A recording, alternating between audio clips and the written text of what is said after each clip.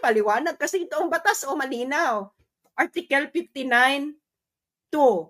O tama ka, inaresto mo. O ano dapat ang gagawin mo, Torres, pagka-aresto mo? According to the ICC statute, dadalhin mo dapat si Duterte sa harapan ng competent judicial authority. At pag nasa harapan na ng competent judicial authority si Duterte, yung competent judicial authority, ia-assess niya in accordance sa batas ng Pilipinas na one, na ang warrant ay nag-a-apply kay Duterte. Two, na ang person, si Duterte, ay inaresto in accordance with the proper process. At ikatlo, na ang karapatan ni Duterte ay nirespeto. At habang nandoon sa harapan ng competent judicial authority si Duterte, pwede siyang mag-request sa harapan ng competent judicial authority ng interim release pending surrender. Hindi nyo nga siya dinala sa harapan ng competent judicial authority. Doon pa lang mali na kayo. So, merong procedural flaw. Kayong mga lawyer, kung ang accused, kayong mga lawyer, mga dean, kung may procedural flaw sa pagkakaaresto,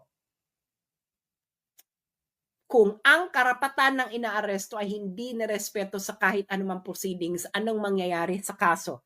If things are fair, yung mga lawyer dyan at din, anong mangyayari?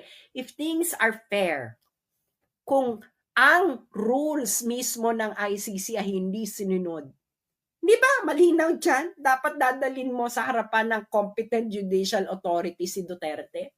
Article 59(2). Kayo, napanood nyo lahat. Saan dinala si Duterte?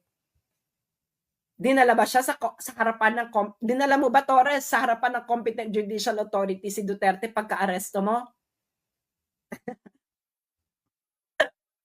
Sige nga, sasampahan mo ako libel, tanga ka, Torres. This will be your end. You violated a procedure. Ay, katampakan ka ng kaso dyan. Hindi mo din hinarap sa competent judicial authority. Malinaw, ordinary meaning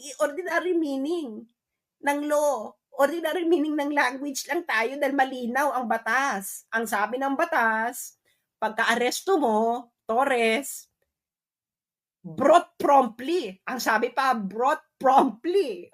Ibig sabihin, pag-aresto mo, hindi ka na pwede magpabanjing-banjing, Torres. Dapat dadalhin mo na kagad si Duterte sa harapan ng competent judicial authority. Ginawa mo ba, General Torres?